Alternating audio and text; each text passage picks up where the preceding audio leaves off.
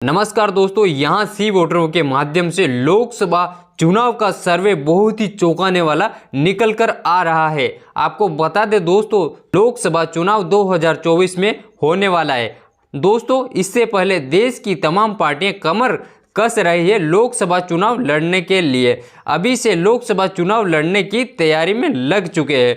आपको बता दें दोस्तों, यह चुनाव देश का सबसे बड़ा चुनाव माना जाता है। देश में ही दो पार्टियां की मुख्य टक्कर होती है, कांग्रेस और बीजेपी की। देखना यही होगा दोस्तों, देश की जनता किसके साथ जाती है। आपको बता दें दोस्तों, कांग्रेस ने देश की छोटी छोटी पार्टियों को लेकर एक महागठबंधन बनाया है बीजेपी को हराने के लिए। अब देखना यही होगा दोस्तों, क्या बीजेपी को हराकर राहुल गांधी रच देगा इतिहास और बन जाएंगे देश के प्रधानमंत्री। क्या इस बार फिर से मोदी सरकार बन जाएंगे प्रधानमंत्री। दोस्तों, आपको बता दें, लोकसभा की कुल 543 सीटें हैं। किसी भी पार्टी को अगर सरकार बनाने हैं तो उसे 272 सीट जितनी होगा तो उस पार्टी की सरकार बन जाएगा। आखिर देखना यही होगा दोस्तों, सी वोटरों के माध्यम से किस पार्टी को बढ़त मिल रही और किस पार्टी को नुकसान का सामना करना पड़ेगा। दोस्तों, अगर आप पहली बार हमारे चैनल पर आए हो तो चैनल को सब्सक्राइब जरूर कर लेना और वीडियो अच्छी लगे तो वीडियो को लाइक कर देना और कमेंट करके अपनी ओपिनियन ज़रूर देना किस पार्टी की इस बार सरकार बन रही है। तो सबसे पहले हम बात कर लेते हैं सबसे बड़े राज्य उत्तर प्रदेश की। यहाँ पर कुल लोकसभा की 80 सीटें हैं। 80 में से दोस्तों यहाँ पर बीजेपी को 70 सीट मिलती दिखाई दे रही और कांग्रेस महागठबंधन को मात्र यहाँ पर 10 सीटों में सिमटता दिखाई दे रहा है। उसके बाद दोस्तों, उत्तर प्रदेश से अगला अपना आ जाता है महाराष्ट्र। महाराष्ट्र में कुल लोकसभा की 48 सीटें हैं। यहाँ पर दोस्तों बीजेपी को 20 सीटें मिलती दिखाई दे रही और कांग्रेस महागठबंधन को यहाँ पर 28 सीटें मिलती दिखाई दे रही। उसके बाद दोस्तों अगला राज्य आ जाता है दिल्ली। दिल्ली में कुल लोकसभा की 7 सीटें, 7 में से दोस्तों यहाँ पर मात्र 1 सीट बीजेपी को मिलती दिखाई दे रही और कांग्रेस महागठबंधन को यहाँ पर 6 सीटें मिलती दिखाई दे रही। उसके बाद दोस्तों अगला राज्य आ जाता अपना कर्नाटक। कर्नाटक में कुल लोकसभा की 28 सीटें हैं। 28 में से दोस्तों यहाँ पर बीजेपी को 10 सीटें मिलती दिखाई दे रही और महागठबंधन कांग्रेस को यहाँ पर 18 सीटें मिलती दिखाई दे रही। अगला अपना आ जाता है दोस्तों पश्चिम बंगाल। पश्चिम बंगाल में दोस्तों कुल लोकसभा की 42 सीटें हैं। 42 में से यहाँ पर 15 बीजेपी को मिलती दिखाई दे रही और कांग्रेस महागठबंधन को यहाँ पर 27 सीटें मिलती दिखाई दे रही। अगला आ जाता है हिमाचल प्रदेश। हिमाचल प्रदेश में कुल लोकसभा की 4 सीटें, 4 में से यहाँ पर मात्र बीजेपी को 1 सीट मिलती दिखाई दे रही और कांग्रेस महागठबंधन को यहाँ पर 3 सीटें मिलती दिखाई दे रही है। अगला आ जाता है आंध्र प्रदेश। आंध्र प्रदेश में कुल लोकसभा की 25 सीटें हैं। 25 में से दोस्तों यहाँ पर बीजेपी को मात्र 10 सीटें मिलती दिखाई दे रही और कांग्रेस महागठबंधन को यहाँ पर 15 सीटें मिलती दिखाई दे रही।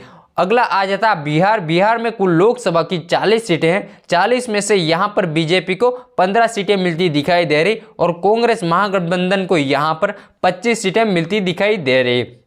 अगला आ जाता है तमिलनाडु। तमिलनाडु में कुल लोकसभा की 39 सीटें हैं। 39 में से दोस्तों यहाँ पर बीजेपी को 10 सीटें मिलती दिखाई दे रही और महागठबंधन कांग्रेस को यहाँ पर 29 सीटें मिलती दिखाई दे रही।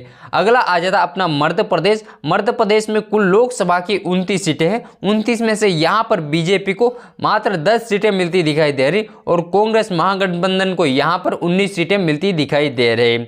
मध्य प्रदेश के बाद अगला आ जाता है नागालैंड। नागालैंड में मात्र 1 लोकसभा की सीट है, वो भी यहाँ पर कांग्रेस के खाते में जाती हुई दिखाई दे रही और यहाँ पर बीजेपी की सुपड़ा साफ हो चुका है। अगला आ जाता है दोस्तों झारखंड। झारखंड में कुल लोकसभा की 14 सीटें हैं। 14 में से दोस्तों यहाँ पर बीजेपी को 6 सीटें मिलती दिखाई दे रही और महागठबंधन कांग्रेस को यहाँ पर 8 सीटें मिलती दिखाई दे रही।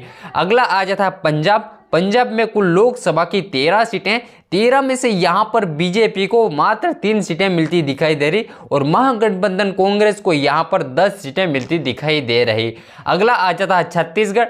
छत्तीसगढ़ में कुल लोकसभा की 11 सीटें हैं। 11 में से दोस्तों यहाँ पर बीजेपी को 3 सीटें मिलती दिखाई दे रही और कांग्रेस महागठबंधन को यहाँ पर 8 सीटें मिलती दिखाई दे रही। अगला आ जाता है हरियाणा। हरियाणा में कुल लोकसभा की 10 सीटें हैं। 10 में से यहाँ पर बीजेपी को 6 सीटें मिलती दिखाई दे रही और कांग्रेस को यहाँ पर मात्र 4 सीटें मिलती दिखाई दे रही। उसके बाद दोस्तों अगला राज्य आ जाता जम्मू कश्मीर। जम्मू कश्मीर में लोकसभा की 6 सीटें हैं। 6 में से यहाँ पर बीजेपी को 4 सीटें मिलती दिखाई दे रही और कांग्रेस को यहाँ पर नुकसान का सामना करते हुए यहाँ पर मात्र 2 सीटें मिलती दिखाई दे रही है। अगला राज्य आ जाता है दोस्तों उत्तराखंड। उत्तराखंड में कुल लोकसभा की 5 सीटें हैं। 5 में से यहाँ पर देख लीजिएगा बीजेपी को मात्र 2 सीटें मिलती दिखाई दे रही और महागठबंधन कांग्रेस को यहाँ पर 3 सीटें मिलती दिखाई दे रही।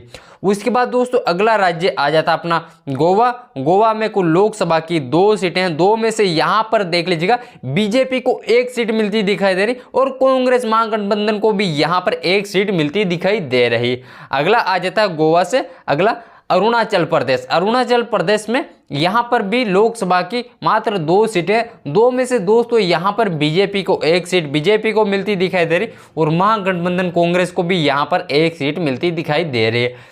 अरुणाचल प्रदेश के बाद अगला आ जाता है त्रिपुरा। त्रिपुरा में भी लोकसभा की 2 सीटें। 2 में से यहाँ पर कांग्रेस महागठबंधन के खाते में दोनों सीट जाती हुई दिखाई दे रही और यहाँ पर बीजेपी के सुपड़ा साफ हो गए। बीजेपी की लुटिया डूब चुकी है। दोस्तों अगला राज्य आ जाता है मेघालय। मेघालय में कुल लोकसभा की 2 सीटें। 2 में से दोस्तों बीजेपी को 1 सीट मिलती दिखाई दे रही और कांग्रेस महागठबंधन को 1 सीट कांग्रेस महागठबंधन को मिलती दिखाई दे रही। अगला राज्य आ जाता है सिक्किम। सिक्किम में लोकसभा की मात्र 1 सीट है।